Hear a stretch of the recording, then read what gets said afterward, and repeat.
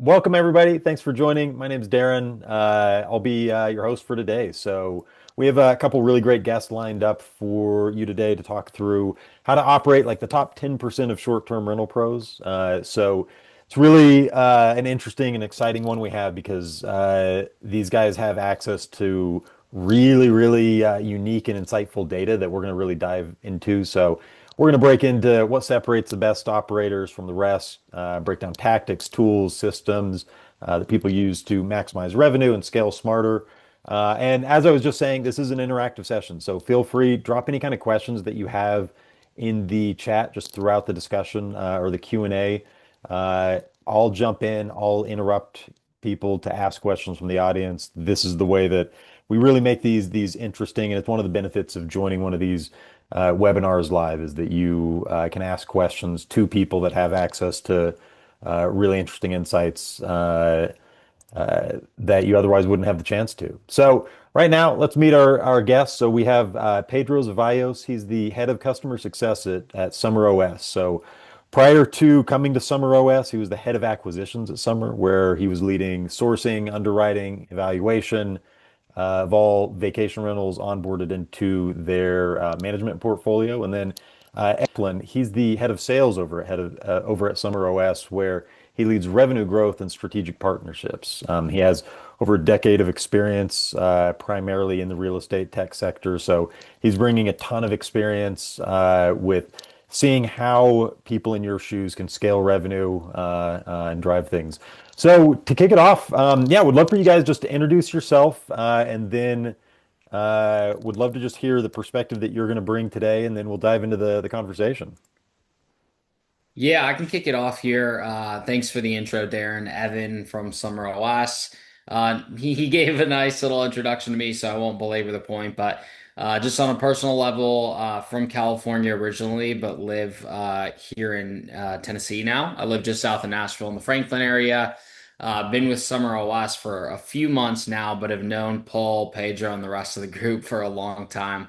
Excited to share a little bit of the insights that we've built both as operators as well as on the tech side. Hopefully some of this stuff will be quite valuable to you. Pedro. Hi everyone, Pedro Zavaios, currently head of customer success at Summer OS. Thanks, Darren, for the intro. Prior to joining Summer OS, I was in the hotel and hospitality asset class on the acquisitions team, buying hotels there. I was also in the single family rental space where I was building single family rentals homes in the Sun Belt in Florida, and been involved in a bunch of other asset classes. I'm based in the North Shore of Chicago. So excited to meet everyone and get you guys through this webinar. All right, I love it. Cool. Let's kick off. Evan, I think you yeah, I'll kick it to you. Yeah, thanks, Darren. Yeah, I just want to reiterate that. Thanks everyone for joining today. It's always great to get an opportunity to chat with a bunch of folks at once. And like I mentioned at the jump of the call, please add questions along the way. The more interactive, the better. We don't want to just be talking into the abyss for 45 minutes or 30 minutes. Darren, looks like you stopped sharing, by the way. Oops. There we go. All right, we'll keep going and then I'll get this screen share back up for everybody. Yeah, no worries. So as Darren brings us back up, just to kind of reiterate or set the scene for why we're here, we want to spend this time to kind of go over some tools, some tips, some tactics on how to outperform the market. I think we all are goal-oriented folks. We, of course, want to be the best at our crafts, whether it's in business or in life. And so we hope to be able to impart some wisdom and some tips on how to perform like the top 10%. Some things we're going to cover today, how to find the right property in the right market, what types of home can outperform, what types of amenities drive the best performance, ways to reduce operating expenses, and some ways to track performance so we can make smarter decisions. Darren, next slide. Yeah, so just to give you a little background, Pedro mentioned it briefly. We used to be owner operators of short-term rentals.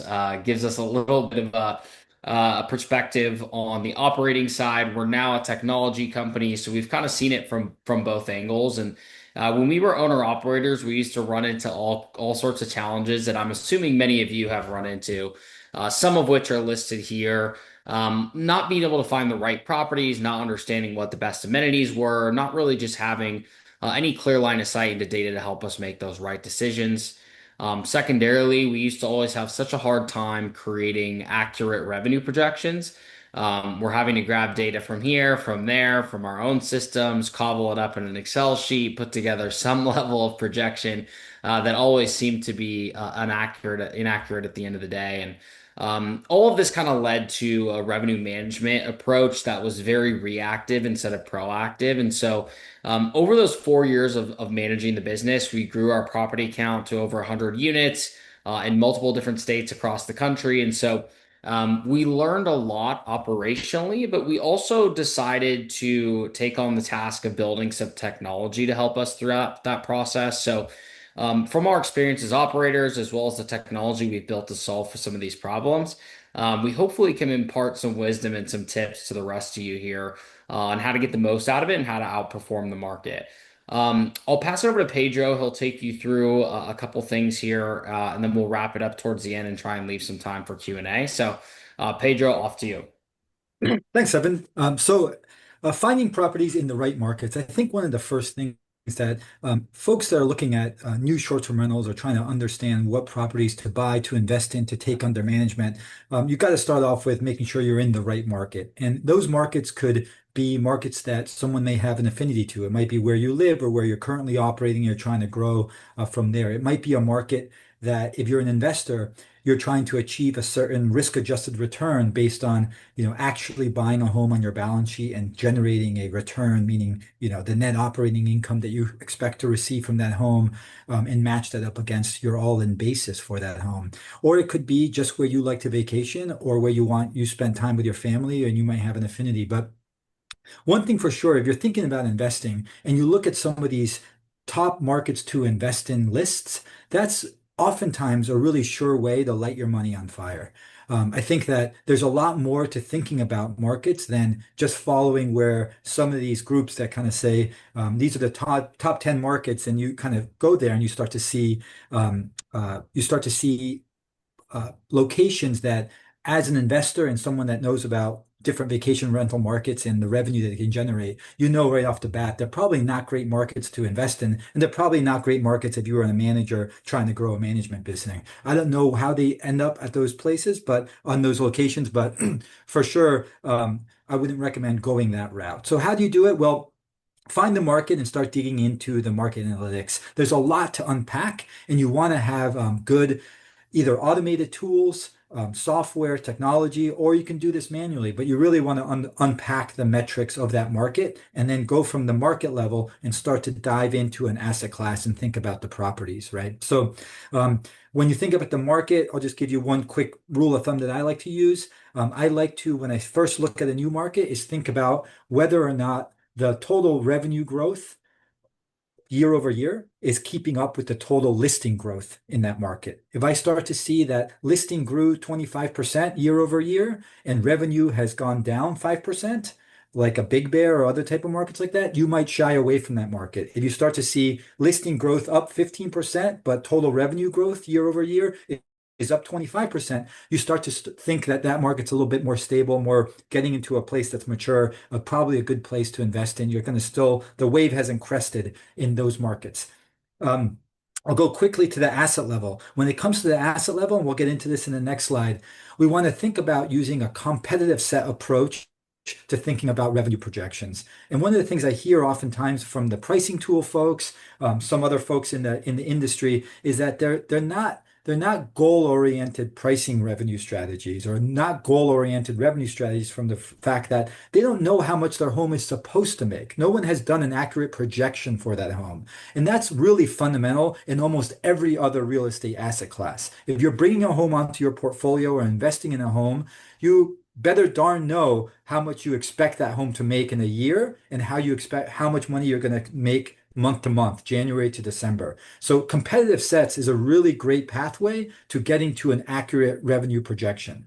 And once you've formed an accurate revenue projection, You want to be able to memorialize that, whether it's a term sheet at SummerOS, we call them term sheets or prospect homes, or you have some place where now once you're actually live with that home and you're managing the asset, you know exactly how much revenue you hope to live up to. So if it's August in 2025, you projected $8,000, you want to do everything you can, pricing strategy, operation strategy, to achieve that $8,000. If you don't, you fall short. You want to unpack the reasons why. So next slide, Darren.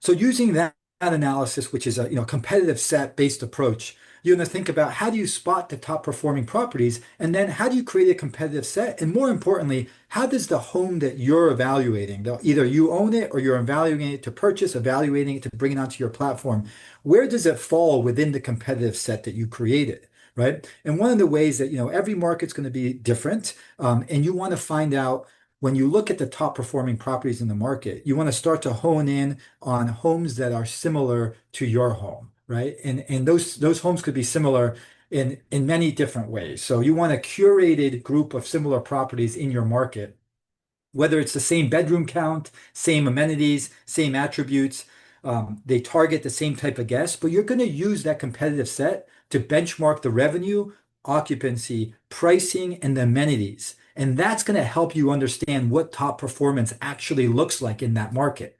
And then once you compare your home or you think about the improvements that you may want to make to your home, you start to set realistic projections for your property based on that spectrum of homes in the competitive set that you see. So that's a really important part of understanding or how to spot top performing properties, right? And then from there, you want to start to think about other ways, right? Other things or attributes about that home. So you want to start thinking about bedroom count, how long they're listed, what the seasonality is. Find those top properties and identify what makes them outperform, right? Is it the features that they have, the views that they have? Is it the amenities that they have? Do they all have wonderful backyard oases? Do they have large backyards with putt-putts, pools? Do they have hot tubs?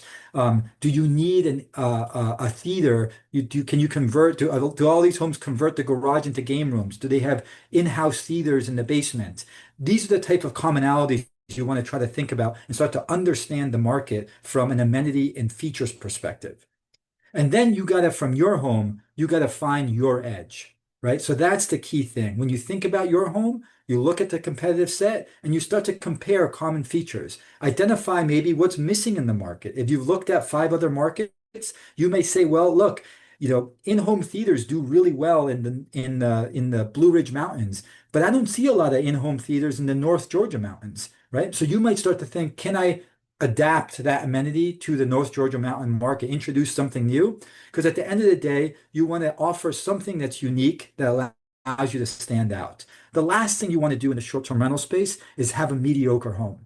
Mediocre homes will not drive revenue. When you hear these phrases like Airbnb bust, when you hear about Airbnb bust, that is true, but it's true for the homes that are mediocre in the market. The homes that are top performing, the homes that offer something unique or have looked at the competitive set and have identified ways to make them rise to the top, those are the homes that will always get booked, even in times when people are saying the market may be down or travel is down in your particular market. You want to stand out. You want to be one of those homes. Again, we haven't got into the data analytics. This slide shows a lot of revenue, ADR, occupancy, but that's another key.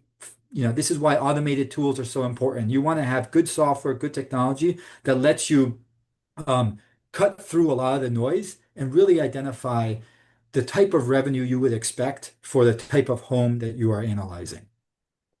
So we have someone here in the audience send us a chat message. They wanted to see 30A. So it looks like maybe we have someone in 30A. Anyone else in the audience? Do you guys have access? Is that something you could pull up where we could see just maybe some benchmarks here? Evan, do you want to dial up market search? Or you want me to? You're on mute, Evan. I'm happy to quickly dial in there, or we can kind of divert a little bit there and then kind of show a little bit about the 30A market. Happy to share my screen. Cool. Yeah, yeah. Let me stop this. Yeah, I Yeah, think and this will be cool. so I'm going to say here, replace current share, and I'm going to go here. So so I know this market pretty well. I just kind of honed in on Panama City Beach. If that's not what you guys are considering 30A, please let me know. I could hone in on different part of the peninsula here. But I could if I look at kind of um, let me know in the chat if this is, I'm just trying to use this as an example here of what we can do here. So I'm just going to kind of broaden my aperture here. But for instance, when we think about markets here and we're looking at the market like the area around Panama City Beach, whether it's from Miramar Beach through Panama City, you start to think about the number of active rentals, who has a pool. You start to think about at the market level, who are the super hosts, how many are professionally managed. There's a lot of different markets you can think about here. And right now, we're really just thinking about all the homes using SummerOS, all the homes that are listed for at least 270 days on the market and have at least 10 reviews on Airbnb, right? I'll see if I could zoom in a little bit here. Um, so, we could start to think about the market percentiles. Now, I'm looking at the widest aperture here based on 270 days listed and 10 reviews, but we can add filters, for instance, if we want to think about just let's just call it the 2 and the 3 bedrooms in this market, right? And I'm just going to apply those filters so we can kind of hone in a little bit more data, right? But we can start to think about the types of percentile returns, if you will, for these type of homes. For instance, when I look at the gross revenue and booking revenue here, I could start to differentiate between the 90th percentile, the homes that are 2 bedrooms that are doing great in the market, up in the $65,000 in booking revenue, $75,000 in gross revenue. You start to think about where you might fit in with regard to the 75th percentile. Now, we haven't built comp sets yet. This is just high level view of the market itself, right? So we can look at ADR, occupancies, the number of days listed. So I have 338 days listed in the group of homes that I'm looking at here. Again, the reason is because I filtered for, I only want to see everything that's 270 days or more. Because what I'm trying to do from a analytics perspective is understand other short-term rentals in the market that are going to be active for almost the entire year. So I benchmarked to 270 days at the floor, right? We can look at the performance per bedroom, right? So we can see the jump between 2 and 3 bedrooms at the different percentiles. And like we talked about, we could start to see the amenities and start to pluck out the amenities that we think might be important in this market. And something I mentioned earlier was the market growth. So I could start to see the revenue growth year over year. So for 2 and 3 bedroom homes in this market that are listed for 270 days or more, I like this market. Why? Because active revenue growth grew by 15% from 2023 to 2024, but total booking revenue grew by 30%. So the total booking revenue in this market for these filters outpaced the growth of listings in this market. So to me, that starts to stand as a good test of whether there's resiliency and durability in this market. And what I'm looking for is resiliency and durability when I'm entering or thinking about a new market. Not to divert too much, but I could start to get into specific assets, right? So now I'm kind of starting to narrow in on a specific asset. Now I could build a comp set. SummerOS allows you to plug in an address and build a comp set around that particular asset. We haven't done that here, so we're just still looking at the tool at the market level. But I'm going to hone in this area, let's just say right in the middle. And I could start to think about how some of these homes are performing. This is an oceanfront in Seagrove that's performing, listed for almost an entire year, 359 days. It's doing $117,000 in booking revenue. Here's another one that's a little bit off the beach here. It's 38 Beach Hideaway with a pool. It's doing about $90,000 in booking revenue, $103,000 in gross revenue. Again, listed for 360 days. I can see everything about it. I can dive into these markets. I can see who's got the pool, who doesn't have the pool, right? But this is the type of way you would dive in from the market level down into the asset level. Again, if you knew your home was a really top performer, what I might do here is say, well, I'm going to filter out all the homes that are doing less than, let's just say $60,000 in this particular market. So I'm only going to bubble to the surface the best performing homes for 2 bedrooms and 3 bedrooms. So what happens that the tool starts to say, all right, let's create a new world here. And that new world is just the homes that are doing more than $60,000, 2 bedroom, 2 and 3 bedrooms, 270 days listed. And I can add reviews. For instance, I could add guest favorite, superhost, pool, hot tub. So again, going back, if you do have access to software, automated tools, this is really difficult to do manually.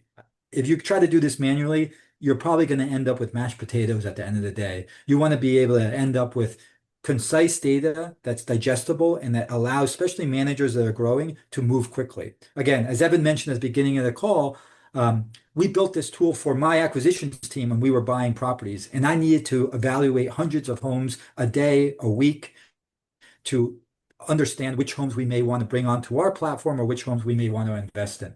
So if I click out of here, again, I filtered for all the homes that are doing more than $60,000. Again, if I go to the summary here, I could start to see rental performance again. Now my 90th percentile is 100,000. My 50th percentile is 72. I can keep narrowing the box, closing the apertures to get to the data that I really want to see and allows me to evaluate my home amongst the sea of short-term rentals around me. So that was a long tangent, Darren. So I'll Wow, stop that no, sharing. that this is super interesting, and I yeah, there for a few So questions coming in. somebody So is, yeah, yeah, somebody's asking what program this is. And Evan, thank you for answering. If I didn't say that enough, this is SummerOS. This is the software that we built. yeah, Yeah, this sorry, is we're not trying super to turn this fascinating. into a sales effort here by any means. We just wanted to show the capabilities based off the question that was asked. But yes, if anyone's interested, you can always touch base with us after the fact. Yeah, and I know, just doing a lot of these webinars, like we'll talk with a lot of operators who, one of the things that actually comes up as a tip for a lot of people and maybe advice that some people follow and it's great, and others just hadn't run across it. It's like, okay, you have to drop some percentage of your owners. I could see this. I mean, this might be a really interesting way too. So you've got your portfolio.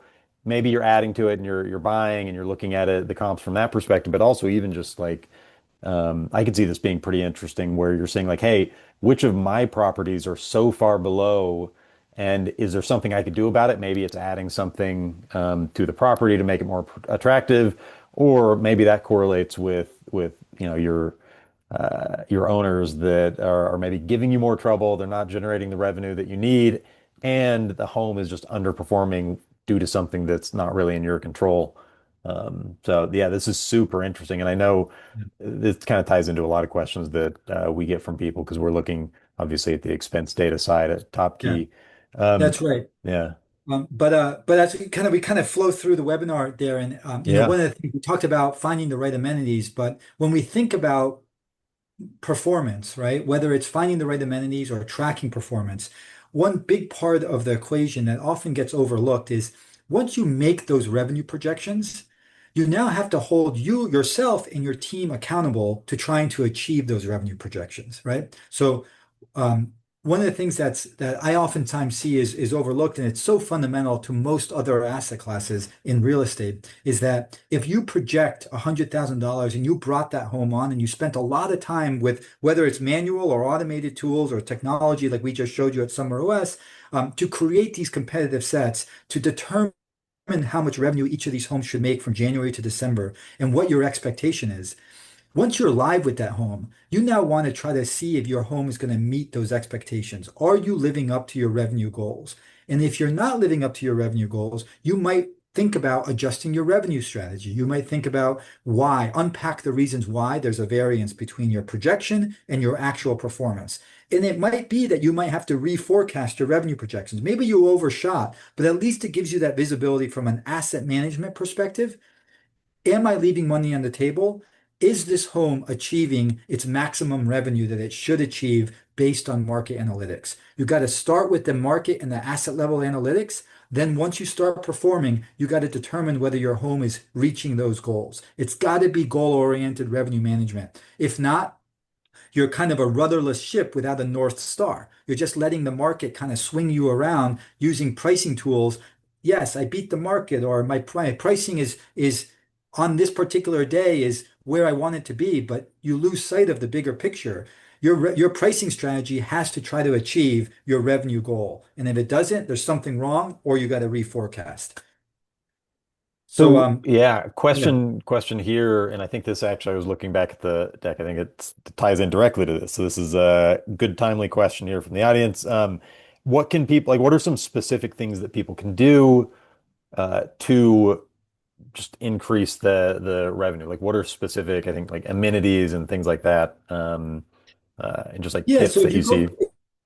if you go to slide 6 of the deck, Darren, here's some examples of some of this is an actual property once you start sharing, or I could share, Darren. And, Here, I'll just pop it over. Yeah, there we yeah, go. here we go. So this is an example of thinking about amenities. Now, this is not a super amenitized or highly amenitized property. This is because why? Because it's in a market that doesn't require, backyard pool oasis type, with pickleball courts and putt putts and tiki bars. We'll leave that to the Phoenixes and the Southeast, Southwest Florida markets. This is more of a outdoor market outside of New York City called the Catskills, or some people refer to it as Hudson Valley. But in this home, one of the things that when we looked at the market up here and we were looking at this particular home, this is a 3 bed, 2 bath with really nice views, a nice deck, very thoughtful and curated design inside, we thought, well, this home is not going to achieve the top 10% of performers, right? And there's a few things that were missing from it. The first thing, as you see on the left side,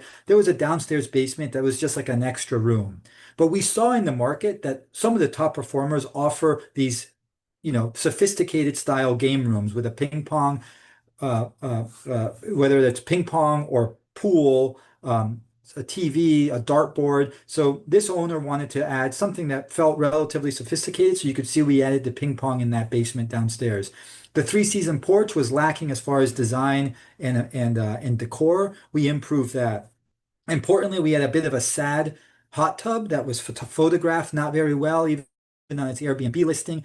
Like one of the things I say is like, if you have a hot tub, you shouldn't have it listed on Airbnb with its cover on. If you have a fire pit, you shouldn't have a fire pit that's not lit. These are the type of things that matter when guests are thinking about guest experience. But in this case, we kind of improved the guest experience around the hot tub. And I never used to say to my homeowners, you're not adding a hot tub, you're adding a hot tub experience. And if you just throw a hot tub in the field or throw a hot tub on the deck or throw a hot tub under the porch, you don't have a hot tub when it comes to short-term rentals in a competitive set. If you have a hot tub with string lightings and you photograph it with it on and you have great amenities around it and it's placed in the right location with a view, now you have a hot tub experience.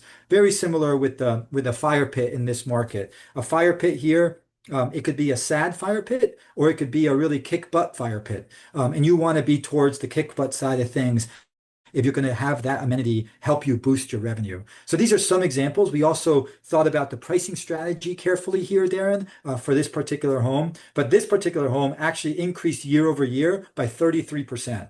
This went from a pretty mediocre home as far as performance to being a top 10 performance because we had a great manager, which was Summer. So we had a lot of great 5-star reviews, really good operations as far as being able to turn the homeowner and maximize the number of guests that are in this home.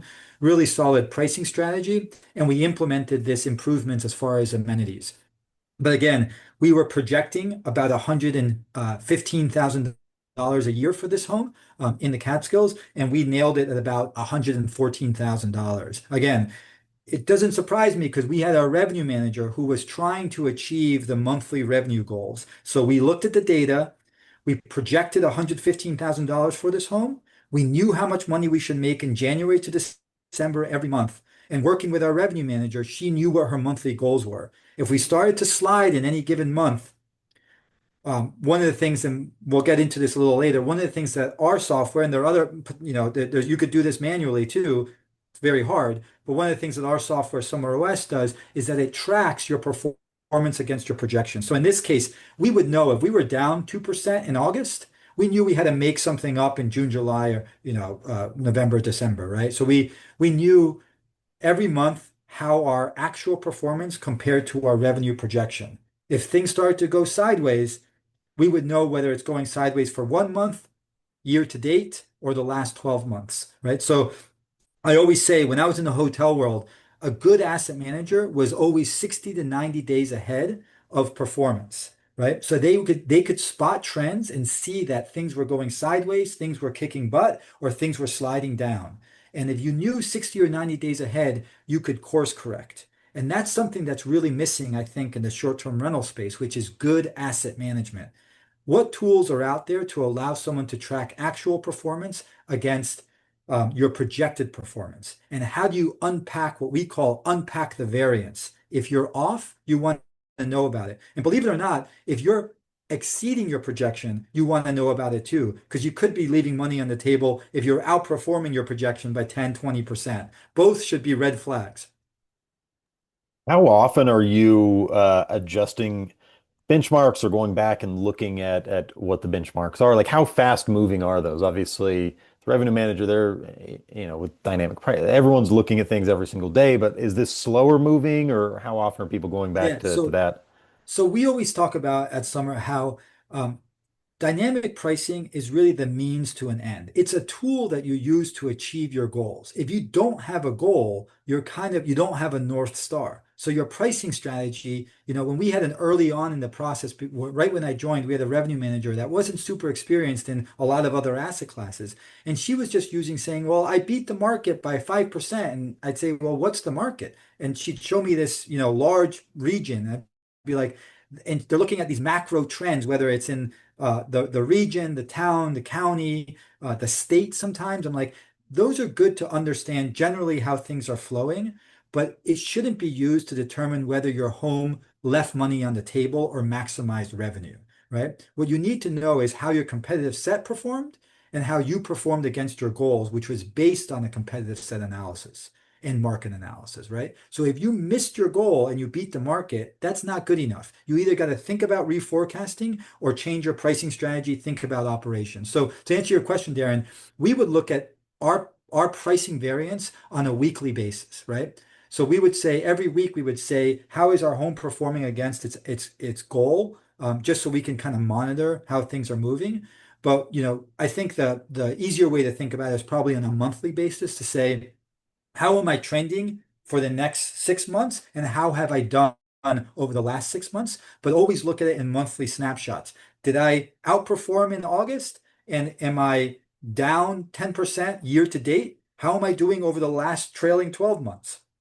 And you want to paint a picture of the performance of that house. So you could say to a homeowner, hey, look, we're actually down in August, but we're still up 10% year to date and we're up 5% for the trailing 12 months. So we're still on track to hit our revenue goals, our 12-month revenue goals, although we had a bad August. We're going to figure out a way to make up for that. That's when you start to look at the macro trends and say, hey, it looks like everybody was down. But if you see your competitive set did great in August and you did poorly, you want to think about the reason why, whether it's your reviews, whether you had an owner stay who stayed for, three in this house.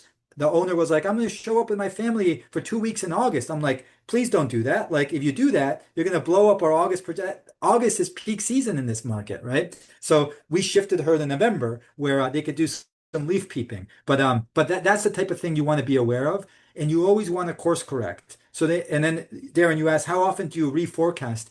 Reforecast is a function of whether you think you could actually hit your goals. If you really realize that for some reason your goals were off when you started, you want to start to, now this is a painful moment. And it should be a little painful in the sense that you said, when I brought this home on, I thought it was going to do $100,000.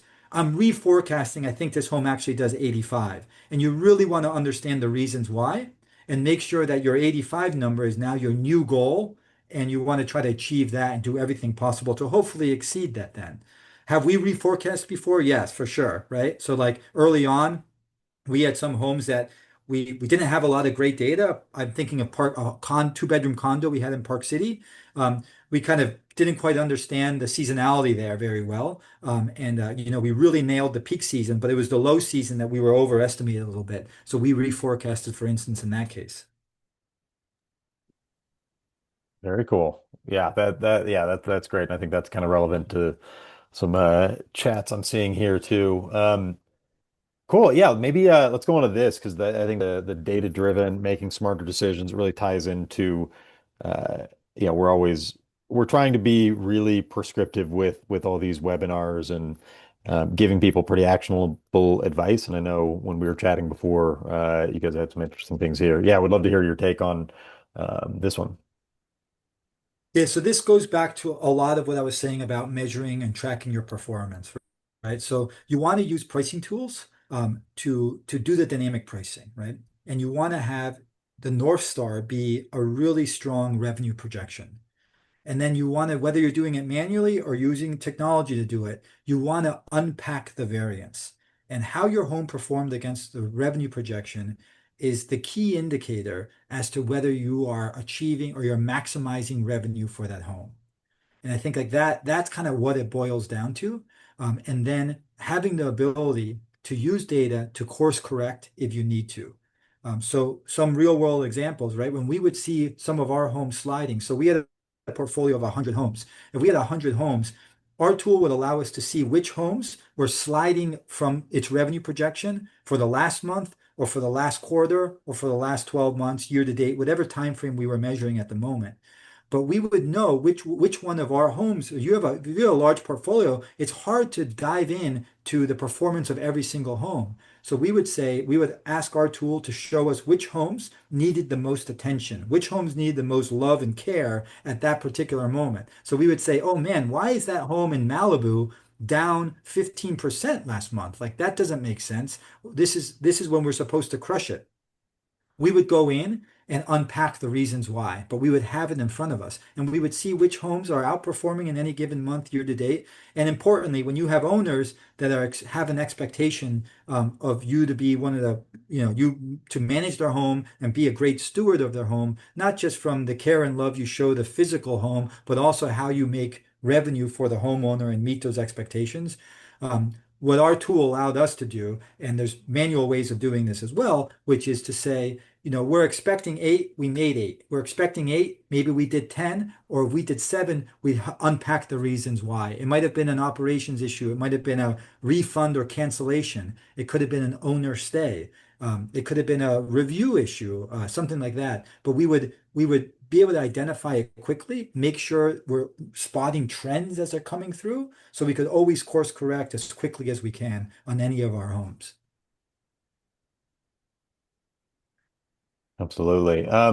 Yeah, one thing we were talking about before, whenever we were planning this webinar, that we can kind of speak to a little bit on the top key side is the expenses. So, there's so much talk in the industry about revenue, and it's I mean, it's kind of wild to see how much data you guys have access to at Summer. But then the flip side of that is, getting to profitability, you have to you need expenses and revenue, and you're looking at both. And so, one of the things that we see is that just tightening up how you're looking at expenses can often impact the company from a profitability perspective in a lot of ways easier and more than the revenue. So, we did the math on it. So if you take like a company, let's say with 16% net margins, uh, if you cut expenses 5%, so that savings on expenses goes directly to your bottom line. Uh, that ends up being the equivalent of about 26% increase in revenue. And so if you think about, okay, trying to be profitable, maybe you're trying to get acquired, maybe you're running the business in order to be profitable, maybe that's how what your goal is, maybe you're trying to grow, and so you're trying to fund growth through profit and just reinvest back in the company.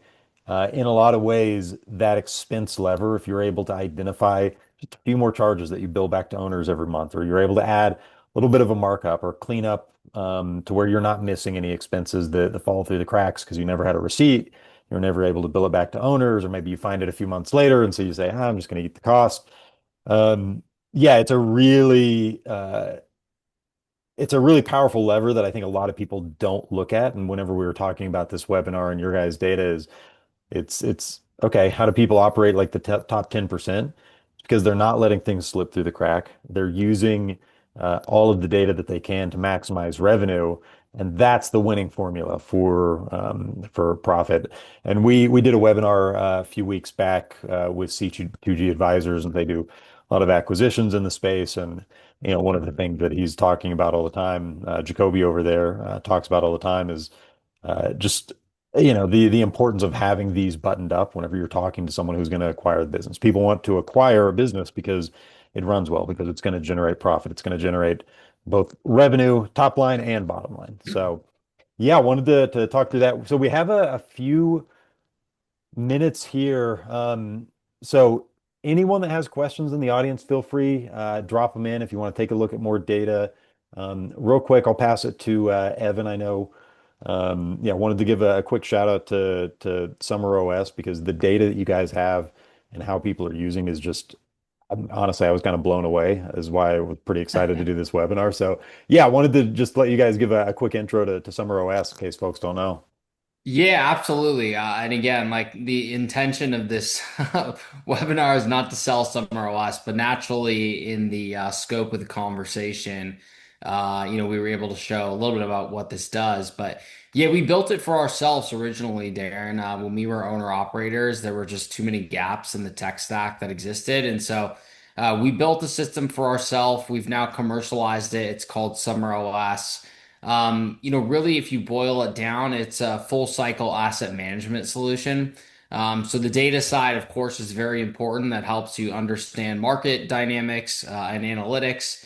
And then it also helps you build accurate revenue projections, which is where it all starts. So whether you're trying to earn somebody's business and building a revenue production projection to win the deal, or you're building a projection to track your own performance against, it's important to have a single source of truth in order to build that out. And so we've built a simple four-step process for you to go from property to comp set building to projections with all the functionality and bells and whistles you would expect. That results in a beautiful term sheet you can present to an owner. But most importantly, the stuff that Pedro got into is the ongoing performance, right? And that's how you separate yourself as an operator. If you don't have the visibility into how you're performing against what you projected on a month over month basis and against how the competition in the market is performing, how do you really know how you're performing and how do you know if you're leaving money on the table? So we've tried to build a full cycle solution that solves for that. It plugs directly into the PMS you operate in. So if anyone's interested in exploring it in any further depth, my contact information will be on the last slide. Feel free to reach out, Evan at summeros.com. Be more than happy to set up a dedicated demo. We can go through all the aspects of the platform. You can also scan that QR code and set yourself up with a free 7-day trial if you just want to poke around yourself as well. Yeah, that's the basis. Awesome. I had a question here. Is this comparable or how does it compare to key data? Yeah, there's some comparable aspects, right? So if you're trying to understand market dynamics or track your properties against the market, there's definitely some comparable aspects. I would say there's also some key differences. First being with key data in terms of the data they have, right? It's all first party data, which can be good, but is fully dependent on how many customers they have in a given market. So some good, some bad, right? But secondarily, with key data, you're essentially agreeing to give your data up in exchange for everybody else's data. So I know some people are pretty protective about their data. We would never surface first party data. So we have a different mix of data sources we come to, as well as a machine learning engine on the back end that only surfaces data we feel very confident in. So I would say our data accuracy is top notch and we don't share your data. More importantly, though, key data does not have the asset management component of SummerOS. So they're essentially purely a data dashboard. You can see what markets are doing, you can see how your properties are performing within your portfolio, but it's not really tied to any granularity of comparables. Yeah, I think a simple way I like to think about a difference between us and Key Data Dashboard is, as Evan said, Key Data Dashboard is a dashboard. They're just kind of regurgitating some of the information that they're pulling from your PMS and showing it to you in a graph, right? What SummerOS is an actual tool. It's something that you could utilize to make informed and insightful decisions. But actually, you go in there and you create competitive sets, you create revenue projections, you create multiple revenue projections for any given home. You could see your portfolio in the aggregate or at the asset level. And then importantly, it takes those revenue projections and lines it up to your actual performance and starts to unpack that variance for you in a very direct way. I think there's some things that overlap on the front end, but SummerOS is a tool that revenue managers, property managers, and investors, new people looking to buy homes are able to actually use and implement insights from what they're gaining from it. All right, I love it. Well, cool. Hey, yeah, thank you so much. This wraps up the webinar today. Huge thank you, Pedro, Evan, for just sharing your insights and showing us a peek at some of the data and takeaways for that on how property managers can get better.